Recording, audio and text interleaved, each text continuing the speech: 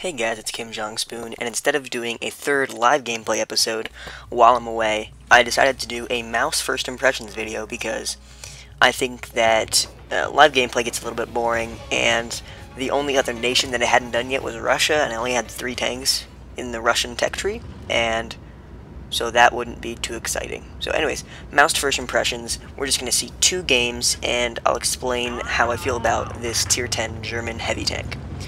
So I have the E100 as well, and in certain aspects I feel like the E100 is much stronger. For example, the E100's gun is much better than that of the mouse, in my opinion. The accuracy is roughly the same, and while I have a 75% crew and I don't have a gun rammer or V-stab or anything like that, well, sorry, I have a gun rammer, I don't have gun laying drive or V-stab or anything like that, the aim time is really bad. And the E100's gun has much more alpha, and the heat shells have tons of pen, so that's what I like about the E100. The mouse's gun is kind of nice because the mouse gets really good gun depression. The front of the turret being rounded gives the gun mantlet space to rotate up and down on the front of the turret, so you do get really good gun depression. You also get really good gun elevation. The accuracy, again, it's not bad. We missed a shot on the IS-7 that was actually pretty well aimed, but it just sailed high. If I had 100% crew and gun laying drive and stuff like that, that might have hit, but then again, we'll never know. Aiming in on the T-125, that one does hit, and the alpha of the gun is enough to usually destroy the tracks if you hit them. So if you guys didn't know this, the shell has 2 types of damage. There is structural damage or hull damage, and then module damage. And the structural or hull damage is the damage that the enemy tank receives. For example, this gun has 460 alpha damage. That's the structural or hull damage. Module damage is a lower value because modules have their own hit points. So the tracks usually have very low hit points, and so if you hit the tracks, they will take damage, and if they take enough damage, they will be destroyed. The same goes for all of the other modules. However, some modules have a less chance of taking damage. So for example, if a shell hits the commander, there's only a 33% chance that the commander will take damage. If they don't take damage, it's called saving the throw, and it's a weird game mechanic, but if you hit the commander, there's a 33% chance that they will take damage, and then it just depends on the alpha of the shell and the module damage roll to determine if the commander is actually killed. So, going back to the mouse, we have already bounced a couple shots, we've taken lots of hits, especially from that T-125, but we would probably be dead by now if our tracks hadn't absorbed some shots and if we haven't bounced those. In front of an IS-7, we can pen his pike nose if he's angled and he's actually on the back of a hill. So he's pointed downwards, so his pike nose has less effective angling, so we can damage him. The alpha is, again, 460, not as good as the E100, but the pen is much better. The E100 only gets 235mm of standard pen, which is completely outmatched by the mouse. So we've basically kind of done a base swap in this game, which is weird, but I'm kind of in a weird spot because there's a T-125 coming around back and a T-54 that I was trying to hit, so they were playing well there. The person who I wasn't aiming at was taking shots at me, but we switched back over to the T-125 trying to find a shot on this guy. That shot actually went underneath his hull, so it penetrated his tracks, but it didn't actually hit his hull, so it says that one went right through and we didn't do any hull damage. Last guy left, it's a T-54, and I don't think we're going to get this guy in time, but he starts to back up, so I stop, pre-aim, pull the trigger as he comes in front of the opening, and we almost ammo rack him there. So that was our first game in the mouse. It wasn't my first game, that was probably like my 3rd game or something like that, but I started to get a feel for how this tank plays after that game. 3rd class, Confederate, steel wall, 3,239 damage, which is not bad.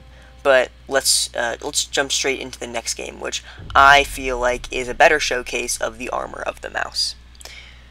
So the mouse needs to be angled, just like the E100. The armor is thick, but it's not thick enough to block shots on its own. You have to use effective angling. In most tanks, especially in American ones, you don't want to angle a whole lot, because the side armor it's weak, but it's not weak enough where the shells will overmatch. So in, let's say, a T-125, you don't want to angle over 30 degrees. I've never driven a T-125, but I can tell from experience shooting at them, if they're angled over 30 degrees, your shells won't auto-bounce, so if you have a high enough penetration shell, it will likely go in.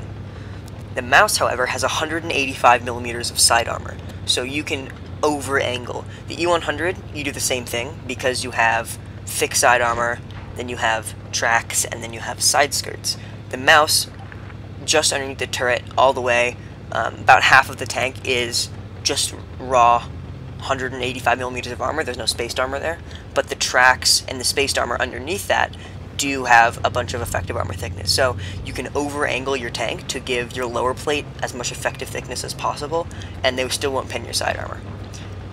In the E100, you also have to angle your turret, because people will just shoot premium ammo right through it. And in the mouse, you definitely have to angle your turret. And again, you're going to want to over-angle that, because they won't get through the side of your turret. It's 210mm thick at an angle, so you can over-angle the side of your turret, and they won't pen. On mines here, we're super slow, so we don't get up to the hill, but we want to deal with this T110E5. He's angled way too much. We can go right through his side armor, and we're angling our hull and our turret. He's not shooting at us, but I still don't want to take a hit. And bam, somebody else bounces off of me. We can easily get through the T110E5's side armor. And we're concerned about who fired that other shot. So we're backing up. We want to keep all of the enemies in front of us, and that's the first one to pen our actual armor. It turns out it's the IS-8 firing heat shells. It looks like that went through our lower plate because we weren't angling enough. And it looks like he's just going to sit there. So he decides to back off a little bit, but all he does by angling like that is make the pike nose of his tank much easier to pen. So we would have gone through anyways, but that just ensured that we would damage him. And he gets ammo racked by our Object 704. So now we can switch flanks back over to the other side, where their T110E5 is destroying some of our guys. They also have an FV-4202 over there, and some tank destroyers who are sniping. So the mouse is an incredibly effective tank at tanking. What tanking is either taking damage for your team, so they don't, or bouncing shots. So, for example, if I poke my turret over a rock, in line of sight of enemy tanks, perfectly angled, they cannot pen, but they might still shoot at it. So if they're shooting at my turret and bouncing, they're not shooting at my friendlies and penning. So that's a useful tactic that you guys can do in all of your heavy tanks, well, most of them, to help your team win. It won't give you any more XP, maybe some spotting damage, but it'll help your team win, so that's always a plus. So that's what I'm going to do. I'm going to start to take bounces for my team, because I am the most heavily armored tank still alive on my team. E100 debatably has more heavy armor, but it's the mouse. Come on, guys. T110E5 is on super low health.